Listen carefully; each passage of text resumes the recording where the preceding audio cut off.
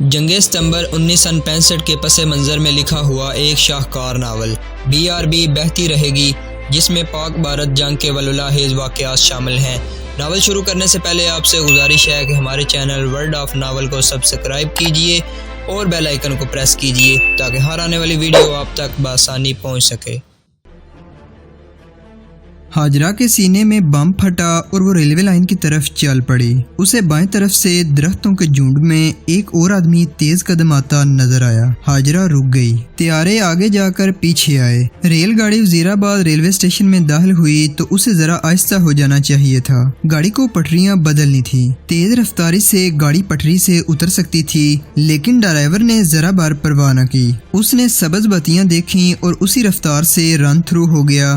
گاڑی کے پہیوں نے ایک سے دوسری پٹڑی پر ہوتے ہوئے دھماکوں جیسا شور بلند کیا اور گاڑی اسٹیشن سے نکل گئی۔ ریلوے لائن سے 1.25-2 میل دور دو ملنگوں نے ڈائنامو ایکسپلوڈر سے ملائے ہوئے تار کو آخری بار چیک کیا۔ انہیں معلوم تھا کہ گاڑی وزیر آباد ریلوے اسٹیشن سے رن تھرو ہو گئی ہے۔ تباہی کے مقام تک پہنچنے میں چند منٹوں کا عرصہ رہ گیا تھا۔ ڈائنامٹ لائن کے سلیپر کے نیچے رکھا تھا۔ افضال نے دونوں تار ہاتھ میں پکڑے ہوئے ڈیٹونیٹر سے ملا دیے اور ڈیٹونیٹر کو ڈائنامٹ میں صحیح جگہ پر رکھ دیا۔ اب ملنگوں کے بٹن دبانے کی دیر تھی۔ افضال اور اس کے ساتھی ریلوے لائن سے پرے اتر گئے۔ انہیں اب ڈائنامٹ کی زد سے دور ہو جانا تھا۔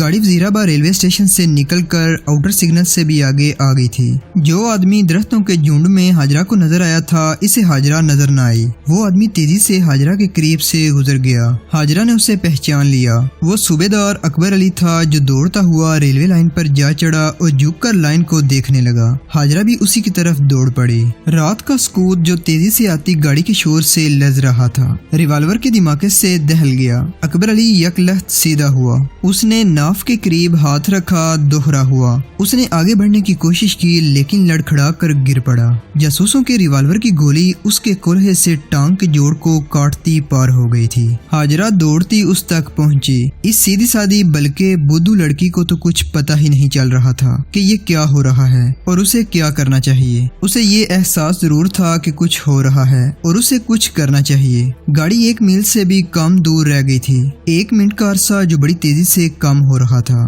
دور پرے درخت تلے ایک ملانگ نے ڈائنامو ایکسپلوڈر کے بٹن پر انگلی رکھ دی اور چھوٹا سا ایک وائرلیس سیٹ کان سے لگا لیا۔ وہ اشارے کا منتظر تھا۔ پاک فوج کی فتح شکست کا دارمدار ایک بہروپیے کی انگلی کی جنبش پر تھا۔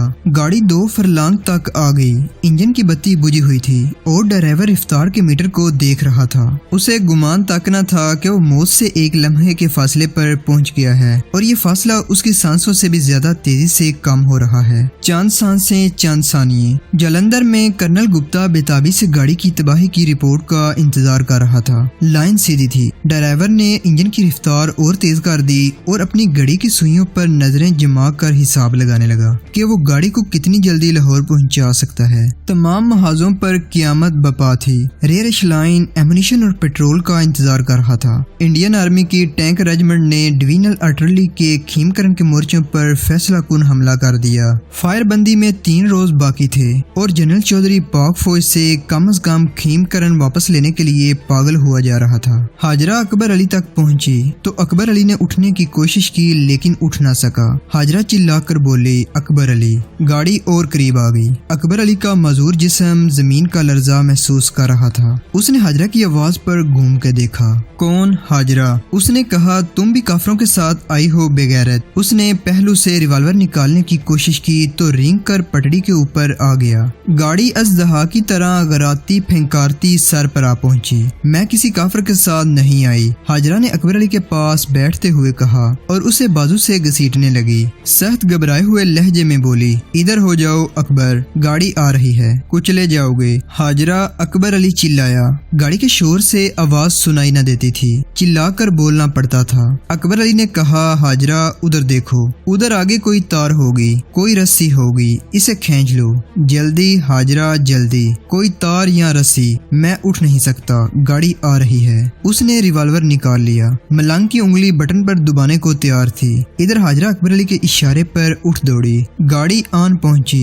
10 سیکنڈ، 8 سیکنڈ، 6 سیکنڈ۔ ایک اور گولی چلی جو ہاجرہ کے دائیں بازو میں لگی۔ हाजरा की चीख निकल गई, वो लड़खड़ाई और गिर पड़ी। हाजरा, उसे अकबर अली की ललकार सुनाई दी, मरने से पहले तार खींच लेना। हाजरा गिर कर उठी। जासूस की गोली उसे जान से ना मार सकी। एक और गोली चली जो खता हो गई। हाजरा लाइन को देखती आगे चली गई। चांदनी में जमीन नजर आ रही थी। एक आदमी पीछे से दौड़ता आया और हाजरा को दबोच लिया, लेकिन वो इस कदर तेजी से आया था कि संभल न सका और हाजरा समेत आगे को गिर पड़ा। हाजरा इसके नीचे थी। उसका एक बाजू रिवाल्वर की गोली ने माजूर कर दिया था। उस आदमी ने उसे दबोच रखा था। उधर से अफजाल दौड़ता रेलवे लाइन पर चढ़ा। इधर से अकबर अली का रिवाल्वर चला।